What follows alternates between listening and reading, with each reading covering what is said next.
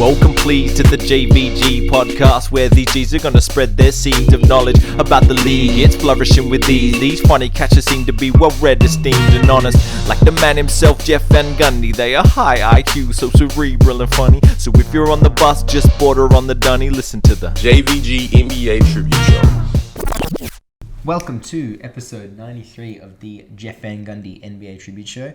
I'm your co-host Lucas. Joined with me as always is Marco. Lucas, thanks for having me again. Yeah. 93 episodes running. How are we looking here? Is that good? Yeah, you're a bit quiet. You could be a bit louder. I could or the mic could? The mic could. I think I'm going to probably get louder as the episode goes on. You opened quite flatly. And instantly. Yes? Did I tell you I saw a car crash today? A car crash? Yeah. A car crash? Was it Lily and James Potter? No, and it's not a joke about one of the basketball games that was played today either. They were all fine. Okay, what was this car crash? So I was going down Albert Street in Brunswick in front of the Woolworths, and there was this old nonna turning out of the Woolies. She could have been a yaya, I guess. I don't know. Can't really tell the difference. Yep. And there was this guy just going straight. And he saw that she was going to come out, like, right in front of him. So he stopped. And she just kept going. And then, like, obviously thought she cleared him and just completely cleaned up the entire front corner of his car. And he was, like, this similarly old, maybe a bit younger Latin American guy. And it was just... Oh, what was that conversation? It was, like, she was just, like, freaking out. She was, like, sitting in the middle of the road for way too long. I was like, lady... You know, I'm sorry you had a car crash, but I actually got to get going.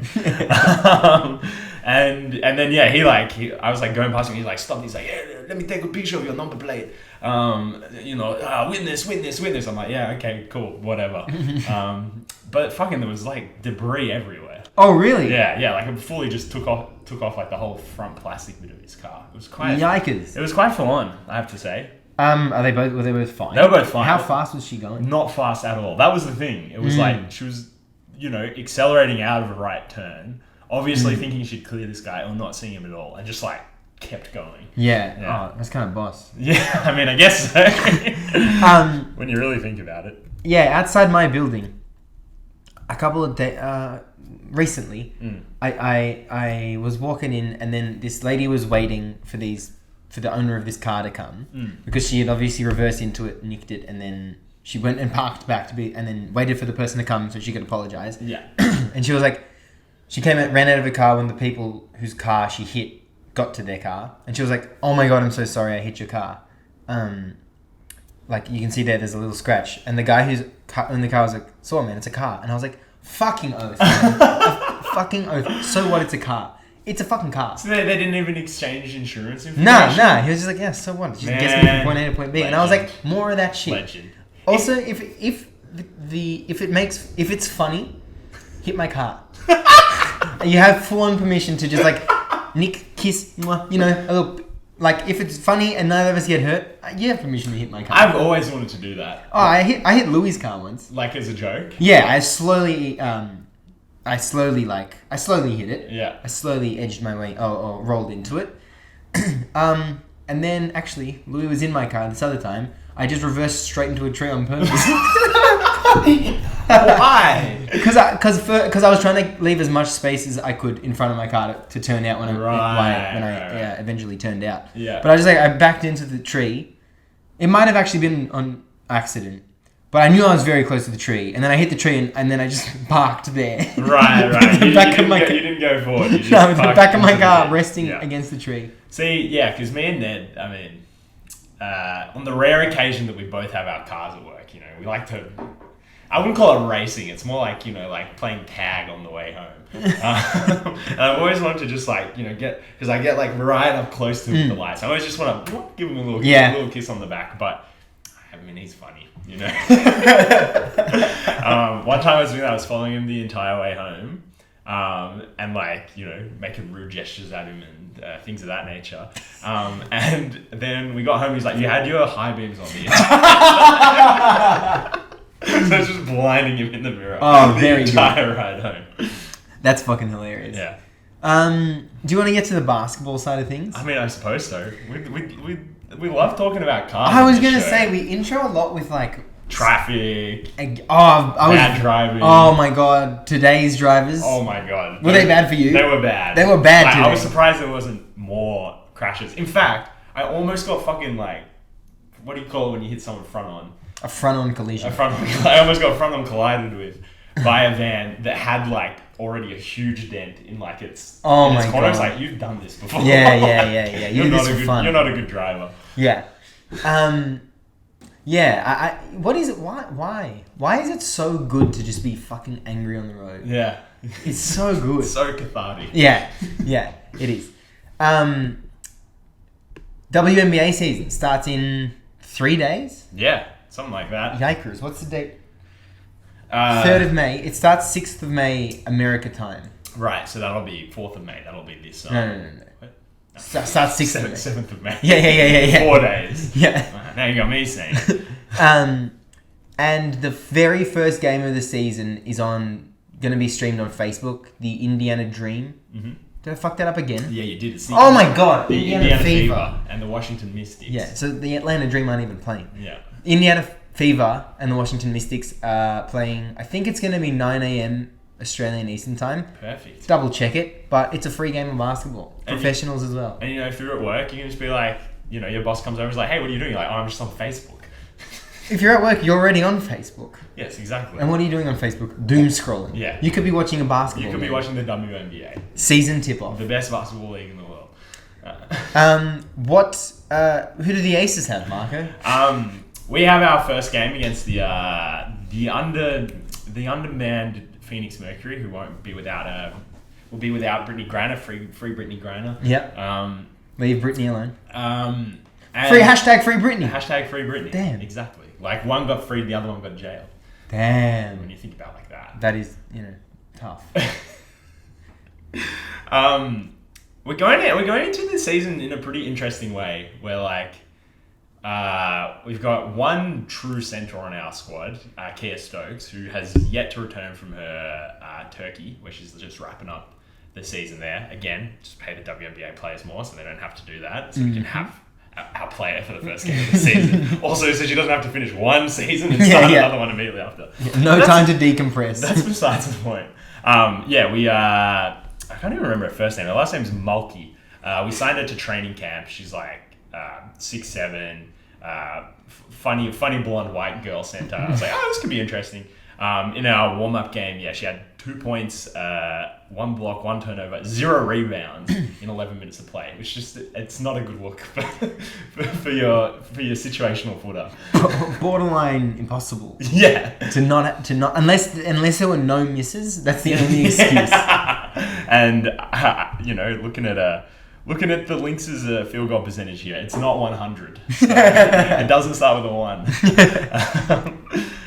So we started Asia Wilson at the 5, and it looks like we'll be doing that until Stokes comes back. And even then, I don't really think she's in our even top 6 players. So I wouldn't really want her to start just because she's a big.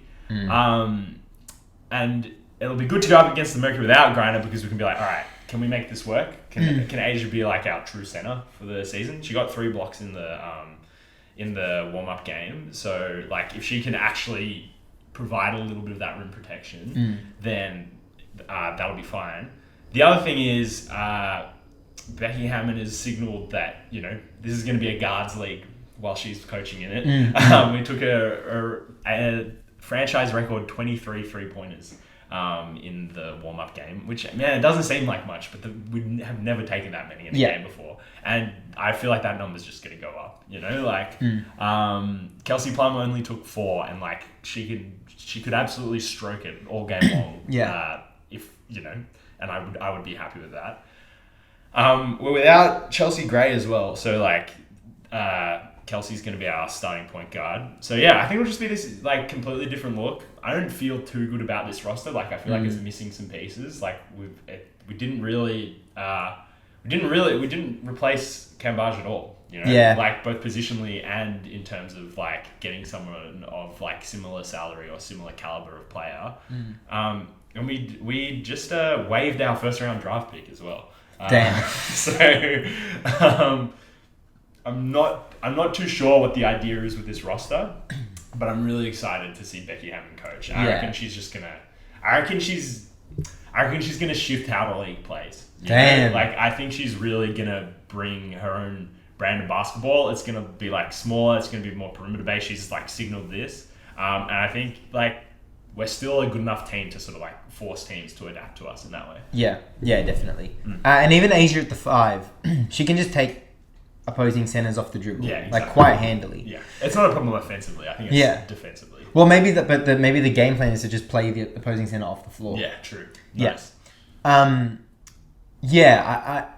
I do feel like both yours and my team I feel like both teams are missing one piece. I like Bird, Lloyd, and Stewie for the Storm, but Bird and Lloyd are they're both guards, but they're both kind of point guards. Yeah, like they both are better when they're in possession of the ball.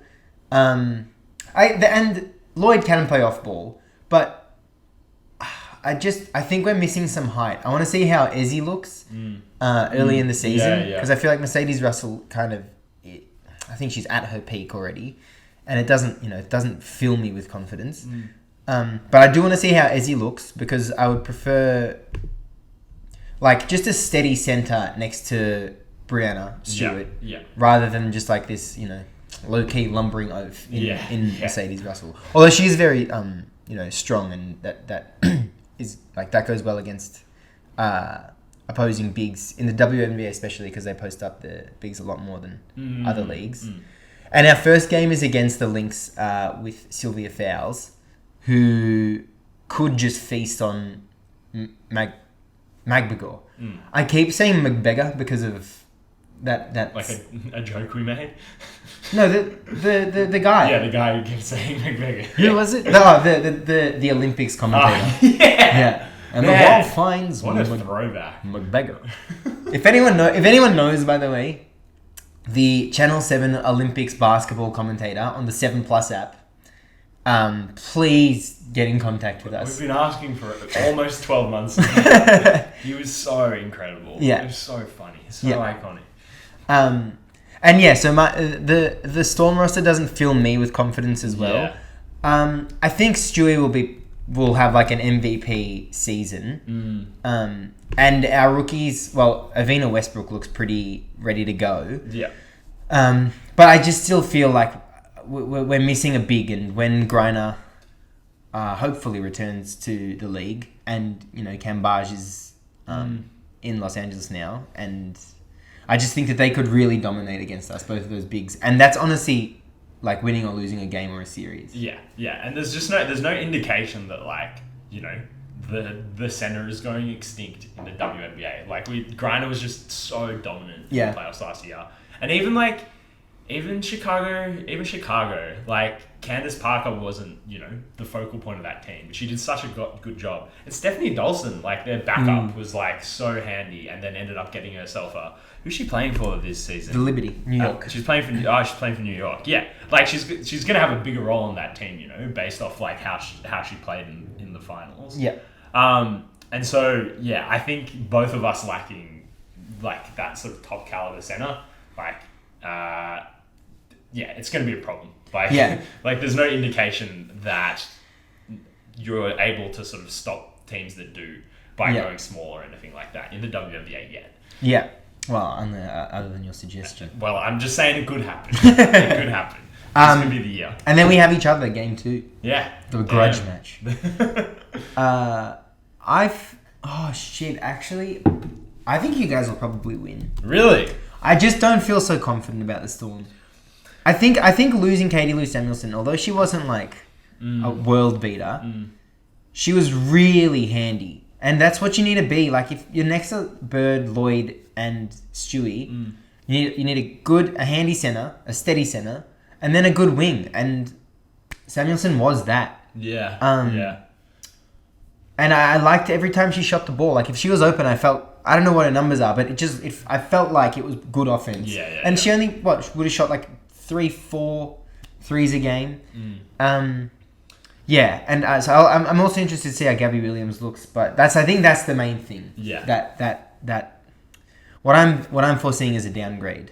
Well, Yeah, I just think- look thinner. Yeah, I think like both of our franchises are in interesting spots because like at the beginning of last season, like I was pretty certain we'd both be in the finals again. Yeah, You yeah. know, like we both looked like the dominant teams in the league, and it looked like we had unfinished business. Yeah.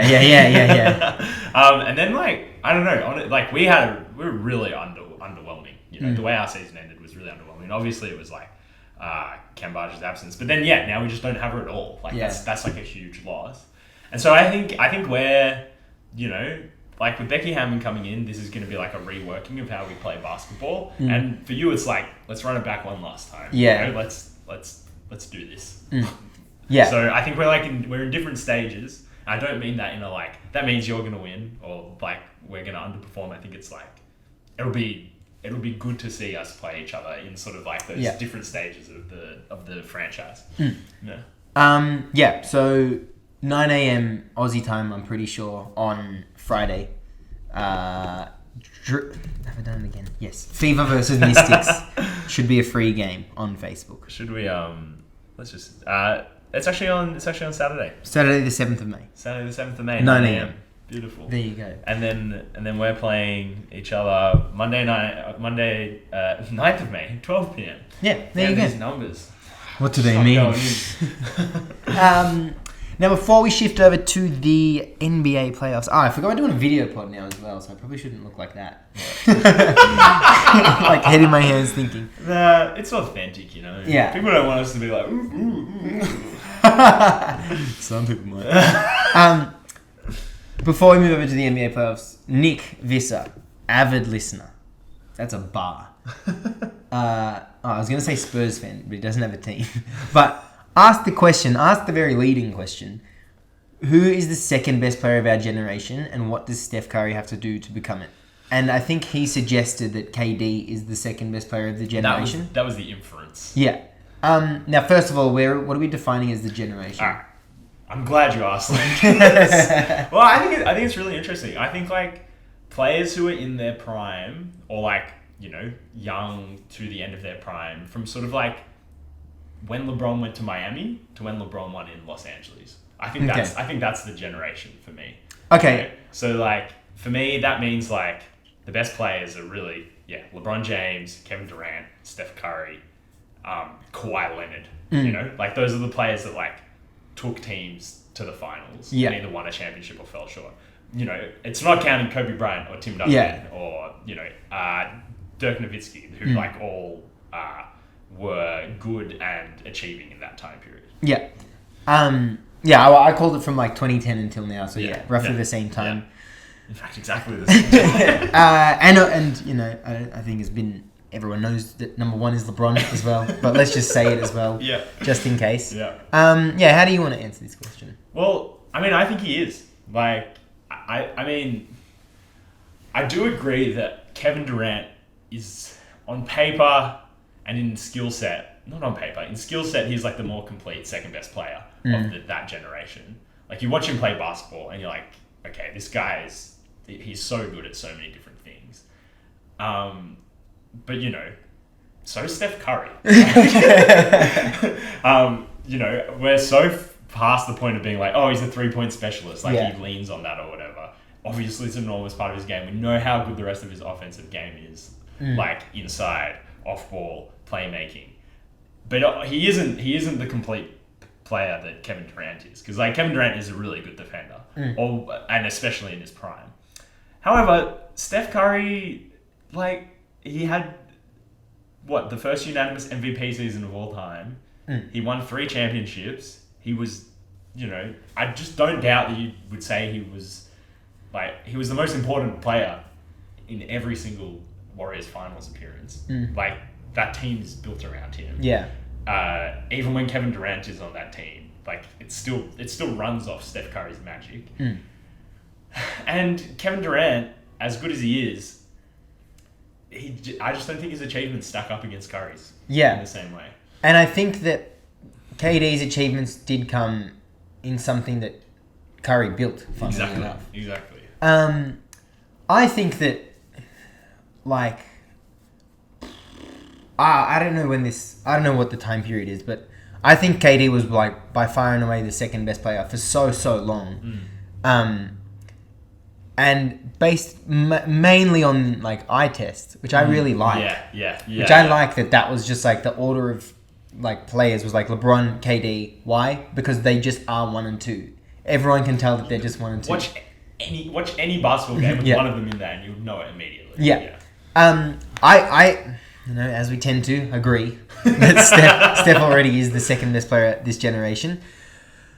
What did I write down here? Because he changed the league and made every other team play his play style. He made other people think they could, which is fucked up. And I think, KD was probably better. Had he not gone to the Warriors and won a ring somewhere else, he could still have a case to be better than Steph.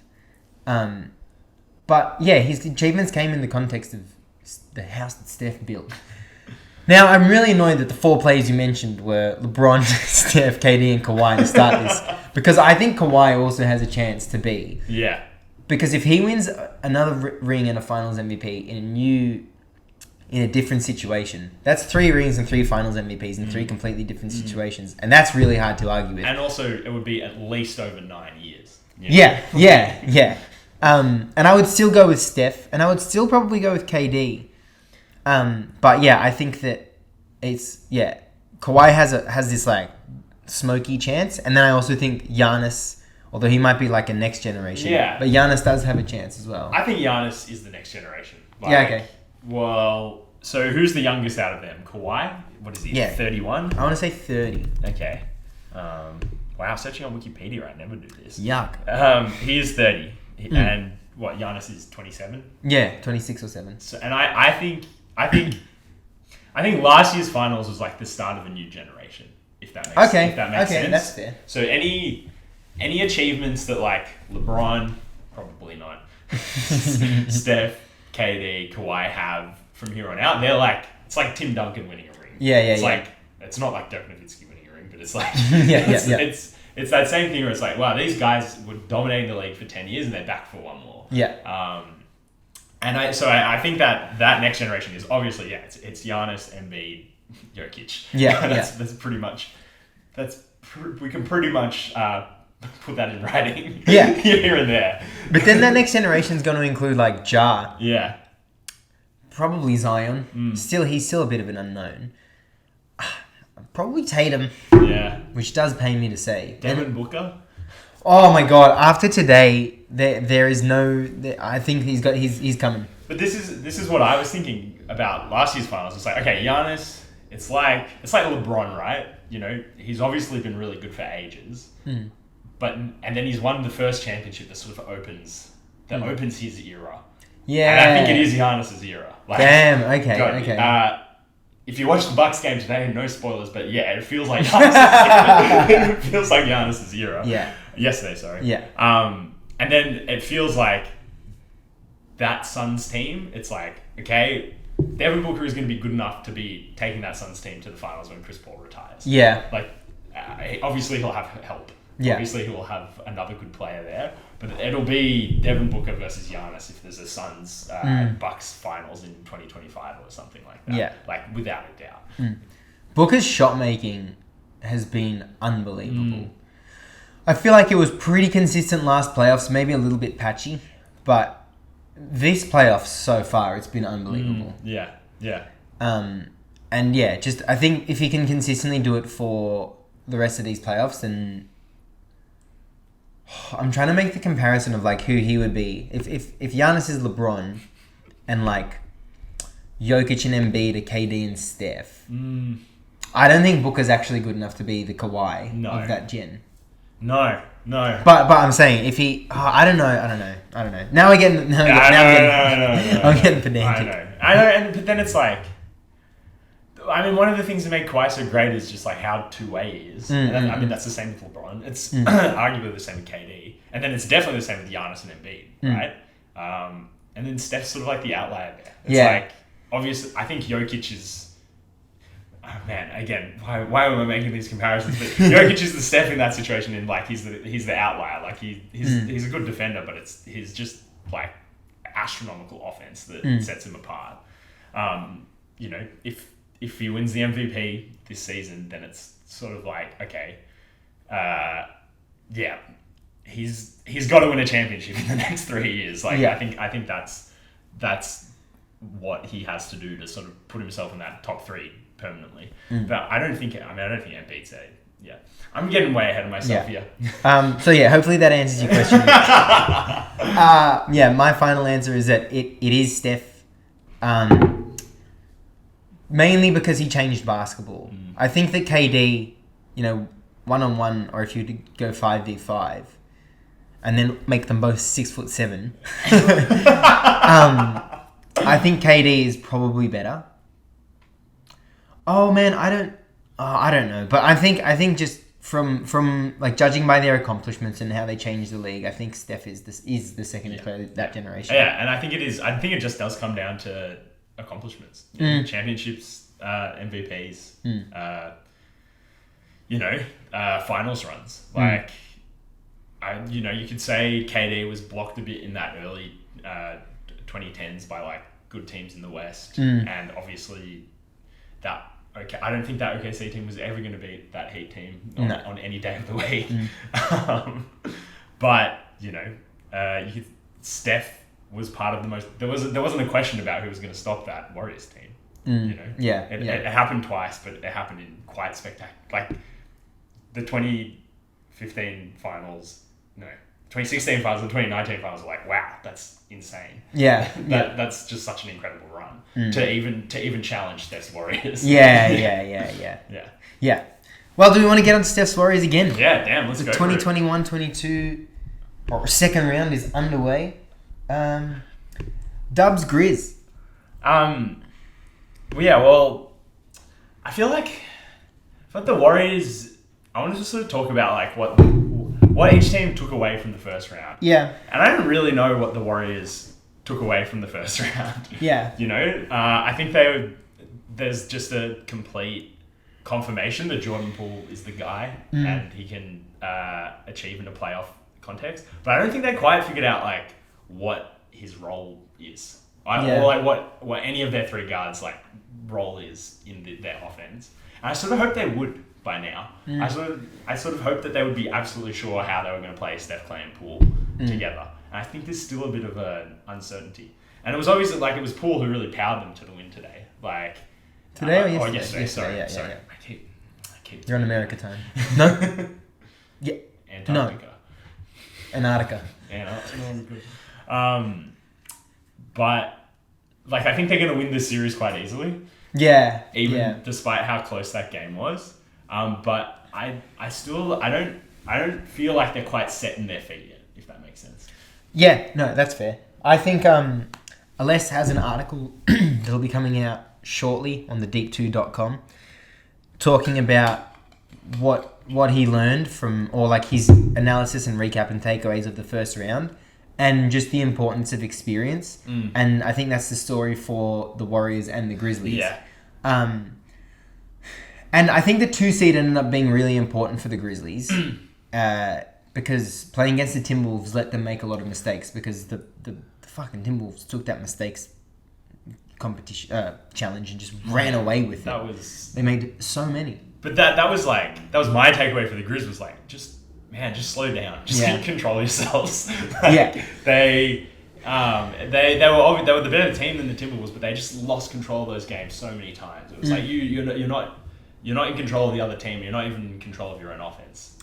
And I think that's going up against a team like the Warriors. You've got to be in control. Yeah. Draymond got ejected in the first half. He left them with a 1-point deficit and a half basketball to play, and I just think it could be a sweep. Yeah. I think that if I had to bet my life on it, If I had to bet my life on it, GS, I'd go the Grizz get 1. But shit, I don't know. I think it could be a sweep or a 5-game series. Because the Warriors are just so good and they just don't make mistakes. And maybe playing the 3 of them together, Steph, Poole, and Clay, is just like, who's hot this game? You guys can ride us to the end of the game, and then we'll probably just finish with Steph, Clay, Dre, Wiggins, maybe Poole, actually. I think you do finish. Well, with all 3 of them? I think it depends. I mean, I think if it's close, I think that's the finishing lineup. Yeah. It's more just like, like when do you bring Poole in to run the secondary unit like himself, or do you sort of bring him in with one of the other guys? I mean, him and Clay have looked really good together. Like with him as the ball handler. I mean, obviously Clay just is elite off the ball with anyone. But then the other thing I think is like the only negative for the Warriors from this game for me was like their perimeter defense didn't look great. Until the end when like I feel like Clay got all of his defensive juice back on that last play against Chart. It's like, oh my god, you're actually like blocking out and keeping up with someone on the perimeter. Which was so good to see. But I think Desmond Bane didn't have a good game, but he still was just like brushing past Warriors like perimeter defenders like they weren't there. I think that's might be the weakness of having Steph and Poole on at the same time. Yeah, they're not strong on the perimeter, especially against a very like athletic team like Memphis. Yeah. And also Steph got a block on Jar late in the game. Yeah. Kind of the game saver game. Yeah. I hope the Warriors just like demoralize the Grizzlies in game 2 because they need a reality. Fuck them kids. They need a reality check, man. They need to just get spanked. Because I think that if they were to like unlock whatever the next step is for the Grizzlies, like that next level of experience, then they will be a great team to watch. But I think they're just waiting for someone to teach them that lesson. Yeah. That's what it feels like. It actually feels like they're waiting for someone to show them what that looks like. I thought they would have learnt it from Minnesota. Like they should have run away with that series. Like they were very clearly the better team. I really don't want to discredit the Timberwolves because like, I mean, I want to discredit Karl Anthony Towns a lot actually, but what's his face was incredible. Oh my god! What's his face was great. I'm having the worst mental block. What's his face? Anthony Edwards. Yeah. But they should have won that series so much easier than they did. I know like 4-2's fine, but like they didn't put their foot on their throat. Yeah. And so I thought that would be the wake up call, especially when you're going into a second round matchup against the Warriors. Yeah. To just be a bit more humble. Yeah. Even. Yeah. Oh yeah. Do we want to talk about the Dre ejection? Yeah. I mean, I don't know. I get it. Like I get why they ejected him. It didn't look good in one way, and then obviously Draymond's a YouTube rant. I was actually trying to pick him up. But I do think it's a bit soft for a playoff game. For a flagrant 2. Yeah. And like you hate to say it, but yeah, taking the Warriors' best defender off the floor in a playoff game is just not kosher. Yeah. I've been pretty mad about everything about it. I've been pretty mad about all the hoo-ha. Yeah, too much hoo-ha. Yeah, I think it probably was a flagrant 2, like by definition, but then also it's like, it wasn't that bad. No. People were acting like he could have broken his neck or something. Yeah. And it's like, yeah, that action can, but he definitely wasn't going to. Yeah. And he really did hold him by the shirt when he, as he hit the ground. Like, yeah. Yeah. Do you want to move on to the other game of that day? Yeah, for sure. Which was the Bucks and the Celtics. Oh, I ordered this in incorrect order, in chronological order. You did? Which is not common for me. Yeah, you usually do anything else. So the Bucks and the Celtics. What was your take? Giannis is a freak. Haven't heard that one before. The Bucks, they go on stretches where it looks like they're jacking up shit, but they're in complete control of the pace of the game. And even if the Bucks go 1 for 10 and the other team goes 5 for 8, it's still being played in the context of the Bucks. Like, they're still dictating the flow.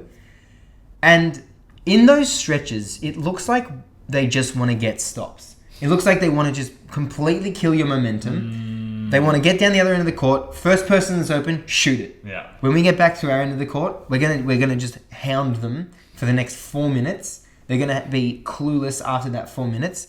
We're gonna bully them out of this quarter, this half. We're gonna bully them out of this rotation. We're gonna force a timeout or a substitution or something. But yeah, don't worry about the offense. We are going to take them out of the game for the next few minutes. Yeah. And that's just crazy. Yeah. That's just actually insane. And they have the personnel to back it up as well. And the Celtics don't match up well with them personnel-wise. But after the Celtics' first round series, maybe they weren't prepared for like a challenge. But also after the Celtics' first round series, to look like this against the Bucks is quite crazy. It's jarring. Going into the playoffs, we were talking about maybe were the Bucks sleepwalking a bit during the regular season, and maybe would they get a bit of a rude awakening. If that was the case, thank God they played the Chicago Bulls, because that was just the greatest warm-up series. If you forget Middleton getting injured, they just got back into form. Yeah. And it just really looked like that in this game. They looked like in the conference finals last year. In that sort of stride. I look at this lineup with Bobby Portis, Wesley Matthews, and Brook Lopez in it. I'm like, how is this such a good basketball team? Yeah. And it's funny because I think, we've ended up in this reverse situation where the Bucks are actually quite well prepared, and Boston might actually be sleepwalking a bit. Yeah. And I think you're right. This is a terrible matchup for them. Yeah. They went into that Nets series and they shut KD down, and I think they should have the confidence that they can slow Giannis down. Yeah. But I don't know how or with who. There isn't a man-to-man matchup. I don't think, how many of them are there in the league. Yeah. But it rhymes with zero. It's Tyler Hero. Oh man, he runs scared when Tyler Hero gets on the court. When you mean mugs. He definitely doesn't. But now I've lost my train of thought because of that. How can you match up with the Bucks and Giannis? If Tatum can stop KD? Yeah, there was no they didn't have the game plan going in this game to stop him. And he walked into so many easy buckets like he does, but you'd think against this defense that they'd make it a little bit harder on him. Yeah. He shouldn't be allowed to do that backboard alley to himself against the number one defense in the NBA. Yeah, that was a pretty. I'll give him that. But you know what I mean? No, I know what you mean. I completely understand what you're saying, but yeah. Man, Giannis was going to get that against anyone. There could have been 5 Giannis's guarding him, and that Giannis still would have dunked over. But I suppose that's my point. And to go with what you were saying about how they just focused on getting stops and not worrying about their own offense, I don't think any D makes them look better. I don't think any D makes their offense look worse. Any opposing D changes the Bucks' offense? Yeah. I don't think anyone defends them well. I think they shoot themselves out of games. Yeah, that definitely happens. And I think when teams beat them, it is actually because, they offensively play really well. But I can't think of a D that's actually stifled the Milwaukee Bucks offense. Yeah. Not that it's the most red hot offense in the league, because it's not. But it's kind of. It kind of just sits there, I want to say around 9th place. Yeah, I think that's a pretty good, that's a pretty safe bet. Yeah. But it doesn't drop below 9th. No. And it probably doesn't get above. No. And then obviously, when Drew's stepping into threes like he was as well, that's house money. Yeah. The Celtics had a good, let's call it actually a great game plan in round 1. but they didn't have to just adjust even once in game one. And Udoka had to make some in-game adjustments this game against the Bucks. And maybe he just wasn't used to it. Yeah. But I want to see their game 1 to game 2 adjustment. Yeah. Because I still think this has the potential to be a really great series. It absolutely should be. Yeah. And I think it's almost a shame. I think it's a shame for Boston that this is such a bad matchup for them. But I also think it's an opportunity. Yeah, you yeah. know? Like, make like an awesome series out of it. Because, you know, as great as the series against the Nets was, if you watched any of it, you're like, oh, well, it's not surprising that Boston's winning this game. You know, like, on paper, oh, cool. Boston swept the team with Kevin Durant and Kyrie Irving. That's, like, really impressive. But if you watch the basketball, it was like, oh, well, of course they are. They're just so much better. They're just a better team than Brooklyn. So, like, you know, prove why you're the best team in the NBA. Yeah. There is also an element of the Bucks currently are the champions. Yeah. And they could be again. Yeah. Because I was thinking the best case scenario for the Nets is that the Celtics win the ring. Yeah. And they're just really, really good. But now maybe this is very early on. But just the way that Bucks look, they could be on their way to another ring. Yeah, yeah. And that's kind of what I mean is like, the 4-0 sweep of Brooklyn isn't going to look so good if you lose 4-1 in the next round. Yeah. Like, maybe you weren't that good of a team. Yeah. But yes, you're right. You're going up against the champion. Yeah. And what did I say? And maybe this iteration of the Celtics is just not a winner, a ring winner just yet. But I don't think it's because of personnel. I think it could be the fact that these Bucks have been together for a few years now, whereas this Celtics team with Udoka has been good for like 60 games. Yeah. So maybe it is just time for them. Yeah. Because if you think about like their best possible closing lineup, Smart, Brown, Tatum, Robert Williams, and then, you know, situationally that other player can be different every time. But those 4 players, you can't really improve that much on them. Defensively especially. Yeah. Like if you have Smart, Brown, Tatum on the perimeter, you're really happy. And then Robert Williams protecting the ring. Maybe it is just more experience. 2 DPOYs on one team. Maybe it is really investing in that in that other player. Or maybe it is just time and they're coming up against the champions. Yeah, I think it's time. I think, how long has Bud been coaching this team? What, they 6 years? They won the regular season, 2 years? I think it could have been 3 in a row. It could have been 3 in a row. And then they won the chip the year after. And then this year, you know, it's another year. Yeah. And even Drew last season, obviously he's Drew Holiday. He's going to I feel like you can put him on any roster and he would be incredible. But a whole nother year of like developing chemistry with these players and fitting into Bud's system, like he looks better. Yeah. He does look like he's more in tune with the offense in particular. So the fact that you've had this core that over 4 years made the 1 seed 3 times and won the championship once, and then you've added Drew Holiday for 2 years, like they're going to be better than a team that's been well coached for 60 games. Yeah. When you say it like that. I had two quick plays that I want to talk about. Plays or players? Plays from that Bucks game. Grayson Allen, fuck that guy. He took Time Lord off the dribble on one play, and I was like, oh, wow, maybe they're going to go at Robert Williams like they go at Rudy Gobert. And then the next play, he tried the same thing, and he just smacked him out of bounds. It was so cathartic. Nice. Right, they're actually cheering for Grayson Allen in Boston.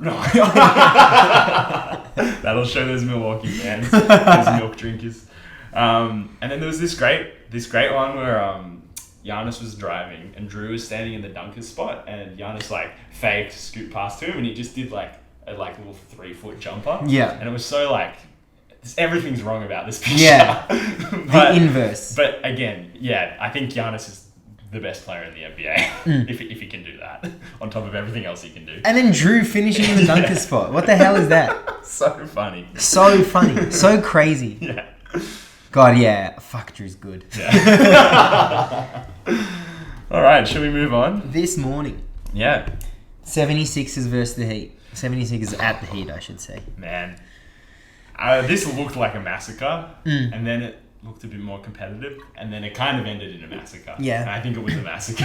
Yeah. I'm worried for the Sixers. Like, Yeah. I think without a doubt they need Embiid back, but far out, James Harden, you got to start playing basketball with a little more vigor, please. Yeah. And the Heat didn't even get out of like second gear in this game. Yeah. We were just watching the highlights before, and Jimmy Butler was just actually dragging his feet into uncontested mid-range jumpers. Like, he had no urgency at all. And that would just make it way too easy for everyone. Yeah. The word I used when we were watching it was lazy. I remember when I was watching the game live this morning, when Jimmy Butler hit that 3 from the right wing, he just he didn't jump or something, and he just chucked it, and it went in, and I was like, hang on. So I hit the left button on my keyboard to go back 15 seconds on Kaio, and I watched it again, and it was exactly the same play. You might be surprised here, but I was like, oh wow, that's actually what he did. Yeah. And yeah, didn't take it out of even first gear in the first quarter. Who was guarding him on that play? Tobias Harris. It was Tobias Harris. I'm pretty sure. It was late in the shot clock as well, so he wasn't going to drive. So just get up on him, Yeah. Harden. So sorry. First quarter, Heat are in complete control of the game. The 76ers got back into the game and had the lead going into halftime. And you said Harden needs to play with more vigor. He was doing that. Yeah. And he was angry and shit. And he was playing so energized and like his team was dependent on him. And I don't understand why you wouldn't do that when Embiid's in the lineup as well. Yeah. Like, what harm does it do to your team to play your best? Yeah. But then I don't know if he really is bringing that for 36 minutes a night, even when Embiid isn't there, which is stupid because it should be the other way around, mate. I think without Embiid there, the Heat will just walk into every game and come out with a win. I think with Embiid back, it becomes a lot more interesting.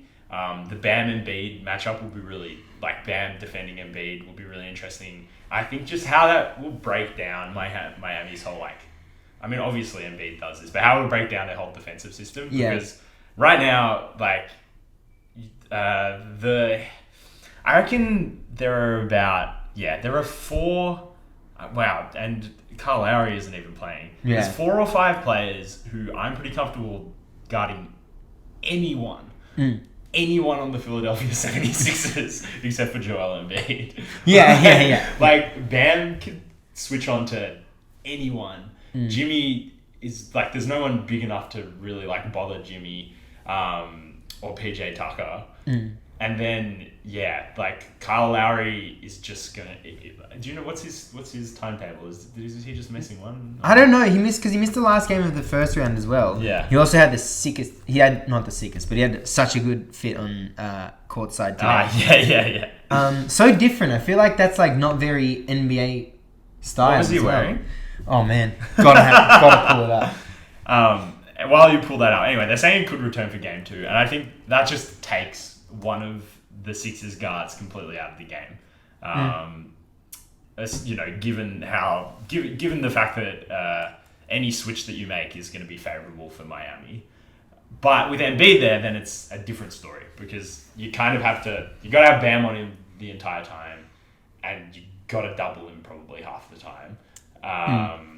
And so I think that's what will open stuff up for Philly. But they should be making more of an impact even without him. Yeah. I couldn't find it. I realized how long it would take to find it, but I couldn't find Kyle Lowry's courtside fit. Wait, here, I'll find it. You go on. Don Yang, I remember, start of the season, he picked the Heat to win the ring.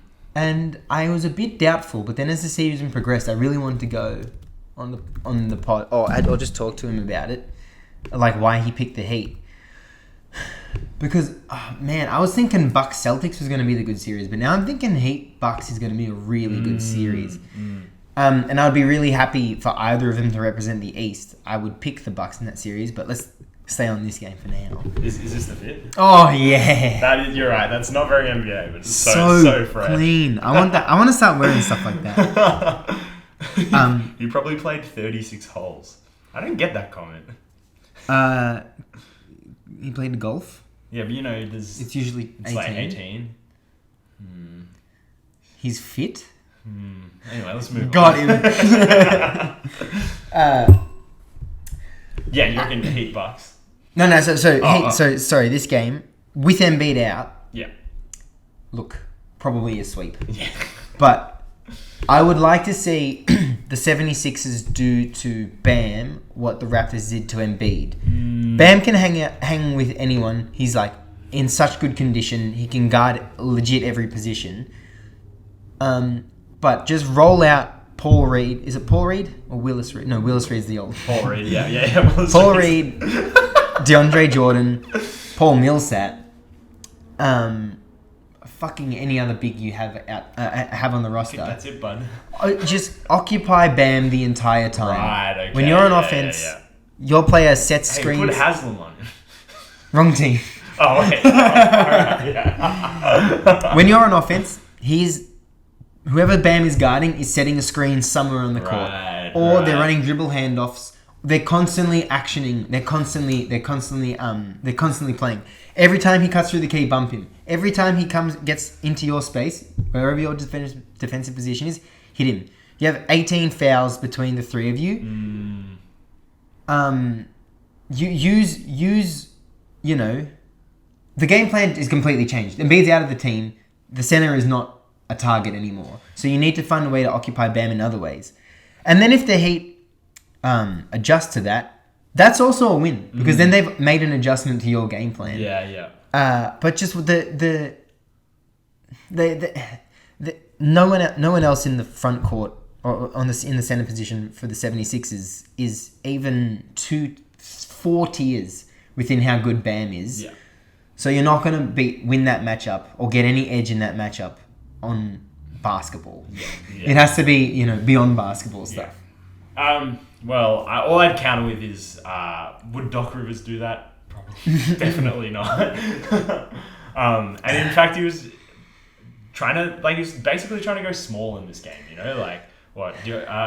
DJ played 17 minutes, Paul Reed played 13, and then I'm guessing Tobias Harris spent pretty much the rest of the game at the center position. Yeah. And that's just not going to work against the Heat or Bam Adebayo. Yeah. Especially when Tobias Harris is your Draymond Green. Yeah. That's such a bad sentence. And not many Thibault minutes. Yeah. What do we think's going on there? Well, I think. Oh well, you obviously know. No, I don't actually. I did say this off Good air. theory though. But since all the vaccine stuff, his minutes have gone way. I think he's gone from 23 minutes a game to about 14, 15, something like that. That's guesstimations.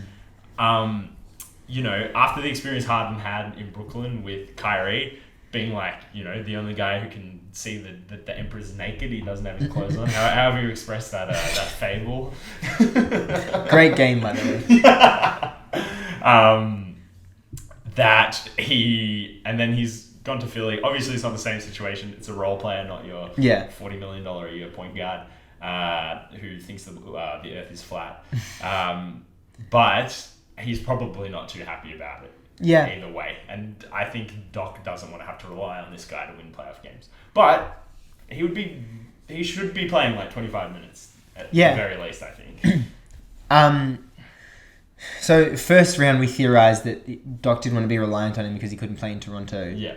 This series, I don't know who you would put Thibault on because Jimmy Butler is sorta like the nightmare matchup for Thibault. Yeah. Because Butler loves getting the ball in the post and also facilitating. And I think Thibault really plays his best D is playing on a perimeter player that likes attacking off the wing or shooting threes and getting rear view blocks. Yeah, playing on the shoulder. Like, yeah. I guess you could. Sorry. You could play him on. You could put him on Tyler. But yeah, there's no real like one-on-one matchup that the Heat ever really look for. They've got a lot of options and they've got a great offense. So maybe it is just another bad matchup for Thibault. I like putting him on Tyler because I think, he would just Tyler would see, an open drive because Thibault sort of invites them so he can get on their hip and, do those behind the ball blocks. But like, how many times have we seen Tyler Hero kind of have a bad game this year and the Heat still win by like 25 points? Tyler has shot himself. Tyler Hero, obviously, fantastic season, but he has shot himself out of games as well. Like he's and we know how the Heat work. They just let players keep shooting. Like they're not like, oh, your shot's not working. They're like, no, that's the rhythm of our offense. You keep taking them even if you're missing them, and then they win games. So I think. I don't think it would be effective in helping Philadelphia win this series, is my view. But then also, like, far out, there aren't really any good perimeter defenders in Philadelphia. No. You know? Like, Danny Green is just... He is obviously not the player he was. I think he's actually been really good these playoffs. Like, he's been really handy. And when Embiid hasn't been out there, it's like... He's actually one of the taller players and he grabs like a substantial number of rebounds to sort of make him valuable. Yeah. But, apart from that, you've got no one who can guard anyone on the perimeter, really. Like, Tobias Harris supposedly is a good defender, but Jimmy was making him look like an idiot. Yeah. So, I think you just play him and you're not like, you're tagging this guy. It's just like, go for the ball handler. Yeah. Yeah. I don't think this is going to be much of a contest. No. The ESPN released an article saying that the 76ers are hopeful that Embiid will be back game 3 or 4. If he can come back game 3, that could be pretty cool. That could be a pretty good series. But if he comes back game 4, they're probably down 3-0. Yeah, I think so. Yeah. If he comes back game 3, you've lost your two away games. That's pretty normal. If you win the next 2, it's 2-2. It's a new series, and then you bring Embiid back to Miami. I mean, he'll really. I think he'll play game 3. I think he'll force his way through concussion protocol to play game 3. One last point. Shout out to Fred, ex-coach of the pod. Yeah. And it's coach of the pod. And potential avid listener. Yeah. The Heat were running a press today, and when a team's running a press, they want to either force turnovers or force 7 seconds or less. And the Sixers were just falling into that just every single time. And anytime you miss and you are forced into this 7 seconds or less, that's a win for the Heat, and that happened a lot. They're getting the ball over the half court pretty easily, the 76ers, against the Heat's press, but like, just chill when you get the ball. Within the, never mind. Chill when you get the ball. You know that thing the Grizzlies do where they'll like have a guy at the top of the key and then they'll get Jar to sprint from the backcourt and give him a handoff, and then he's just already downhill going towards the ring. Do that. You got Maxey and Harden. Maxey's probably the better option for that exact play. Yeah. Or like you dribble handoff to Harden on the wing and then you just like flow straight into a pick and roll. But right now they are just playing directly into the Heat's defensive strategy with the press. But that's James Harden as well, Like he loves just strolling it up at the top of the key, Like he loves taking his sweet time about it. But like they're not like a downhill team from like the initiation. It's like when Maxey gets an action later in the shot clock or whatever. I just don't think they're gonna change. I don't think they're gonna make the adjustments. It does feel like that. It does feel like that. They should though. They definitely should. They should listen to you. There's two things. If they went out and they played Paul Millsap and Paul Reed. Twin towers. The twin Pauls. For like 20 minutes each, and they each got fouled out. God, it would be different. Yeah. It would flip the series in a certain context. in a sense. And the last game of the second round. Of the first games of the second round. Suns Mavs. God, this looked like a different Suns team. And was it just Devin Booker? Man, this was one of the most silly, ridiculous games I've ever seen. The first... If I was trying to get someone to like the NBA, this is the game I would show them. Yeah. Because there was just so much action going up and down the court. There were just like 4-minute long stretches where there were like 1 or 2 misses. It was actually kind of hilarious to watch how many baskets each team was scoring. And there were so many instances where like 3 or 4 of the players would be in the half of the court that the ball was on, and there would be a bucket scored with a player on the other end of the court. It was just like it was actually mind blowing, like that could happen in a playoff game, because it did still have like kind of a playoff feel about it. And the pressure was maybe it was frantic, but there wasn't pressure. There was energy in the game, but there was not such great execution. Yeah, which is interesting. There was sort of no doubt that the Suns were going to win this game throughout it, even though it finished quite close. But they didn't look as organized as they usually do. Yeah. I don't know if that was just how they responded to Dallas's sort of energy. But there were so many. They let people get into the paint very easily. There was very like falling asleep on D. And is that just because you have just sprinted up and down the court like 3 times in the last 20 seconds? It was a very formless game, and I actually do want to. In hindsight, I think the Suns were completely fine with how the game was going. Yeah. Like it looked like they were. What was Luka's numbers? It looked like they were fine with him getting 45, 12, and 8, and the Mavs getting as many open threes as they want, which is concerning for the Mavs because they want Luka to get 45, 12, and 8, and as many open threes as they want. And the Suns were like, "This is your game plan. Play it. We'll still win." Yeah, that's what it looked like. And you're right. They shot 41% from 3. I don't believe that. That should start with a 7, not a 4. But like the fact that they let them have so many open threes and they shot like, that's still good. Yeah. For team 3-point shooting. That's incredible. Yeah. What was the totals? 16-39. Yeah, 41% on 39 attempts is fucking ridiculous. That's a win usually. Yeah. The fact that they were happy with that. I don't know what does Dallas do better. Well, that's the issue. I just think they're not good enough. Yeah. They're just not good enough to beat the Suns. Maybe who do you put on Ayton? I think this is the thing. I think Deandre Ayton is. I think the West doesn't actually have an answer for Deandre Ayton, which seems strange to say that this guy hasn't signed a Supermax extension yet.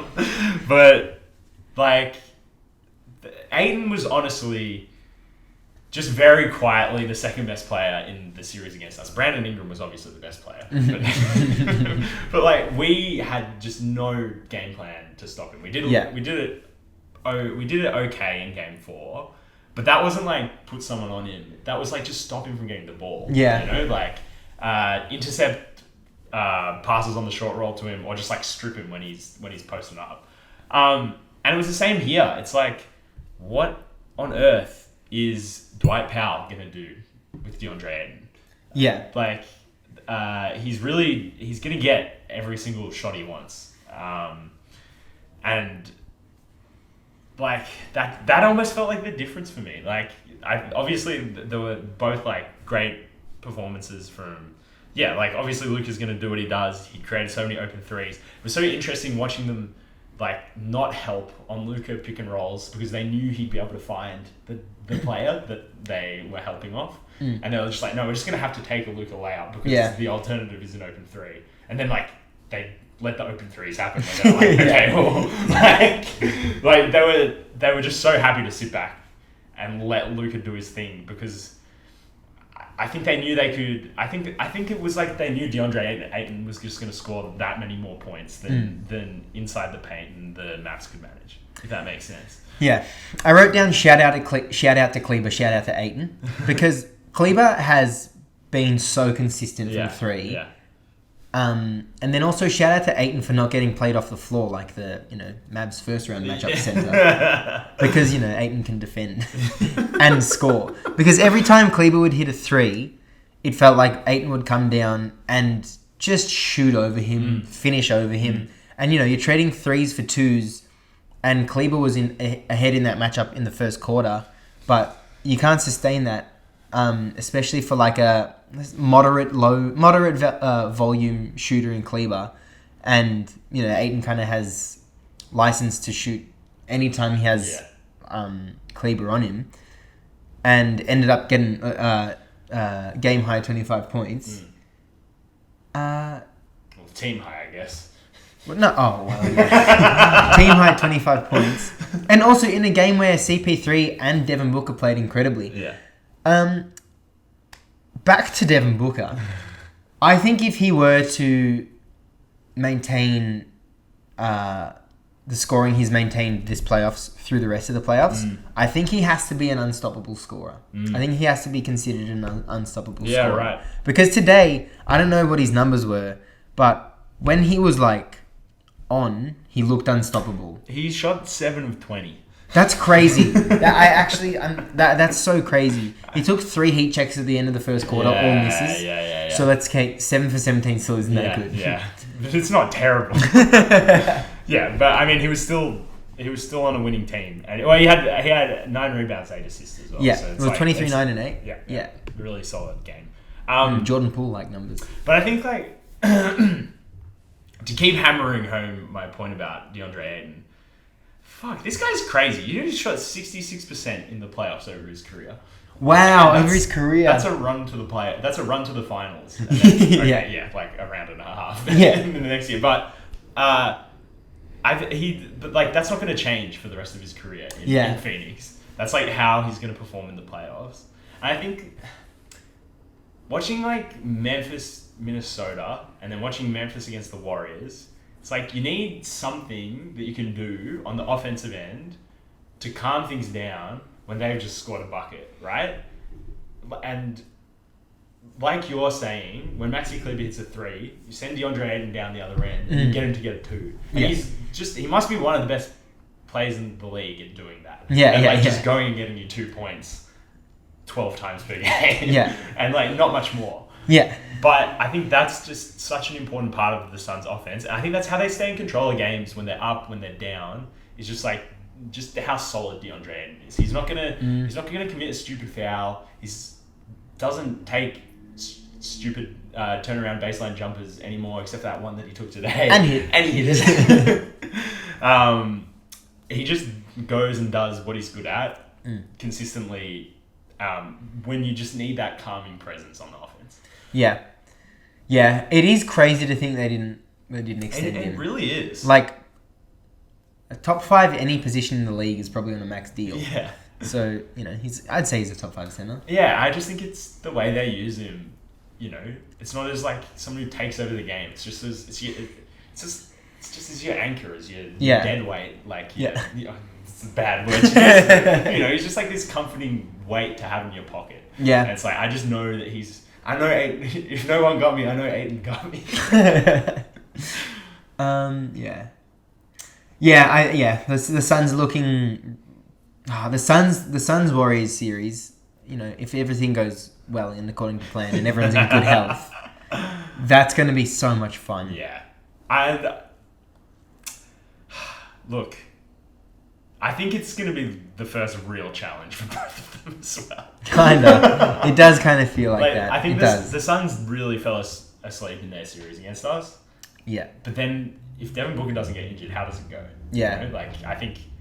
I'm taking everything I can from that series as a Pelicans fan, but there is still okay, if Devin Booker didn't injure himself in game 2, halfway through game 2, we had 31-point half. Yes, he probably scores another 15 and we lose that. Yeah. Yeah, it's probably a sweep. Yeah. But I think they've just switched on too much now for Dallas to really do anything. And like, how much more can Luka do? But sorry, did you have any final points? No, I think I've said everything about the start of the second round. Luka hasn't had a lot of success in the playoffs. That's completely fair to say. But far out, man. That guy rises to the occasion. Yeah. Oh, you check, what's his playoff average? I mean, it's only 26 points. And if we go to the playoffs? Oh, wait, I was on 33. Yeah. Oh, my God. 33. Where's the 33, 9 and 9. Whoa! Holy shit! Even... Holy mackerel. And he's 49% from the field, 39% from 3. Wow. Oh my God. How are they not winning? This is... I mean, yeah. I just don't think it's even remotely anything to do with him. No, it's not. Holy shit. For those not watching the video pod, Lucas keeps leaning over to look at his stats. They're really incredible. They're pretty easy on the eye. That's insane. And they're all going to go up tomorrow. Yeah. Yeah. Oh, wow, yeah. That's not even... Yeah, so... I think anyone who is like, yeah, but Luka can't do it in the playoffs, it's just completely... It has nothing to do with him. Yeah. I think that's too much of a macro view. Yeah. You need more of a micro view on that. Yeah. And like, because when we was preparing for this second best player in the generation thing, I was looking at Kevin Durant in the playoffs. Man, we didn't even mention Luka Doncic as part of the next generation. Oh my God. True. But or like, Trey. Oh, it's Trey. God. Well, nah, he's done. Washed. Kevin Durant similarly averaged like 30 points before he went to the Warriors. Yeah. Across playoff series in the finals. And so, like, was that really his fault? Yeah. Tune in next week to find out. All right, cool. Any final thoughts? Nah, probably no one's listening. Oh, you could say everything holy you ever wanted shit, to. Man, 70 minutes. I didn't even know. Oh my God. I started feeling pretty delirious at 7:52, so 4 minutes ago. That's like a pretty good time to feel delirious. Yeah, well, let's just shovel down some pizza and hit the sack. Fuck yeah to that, brother. Bye.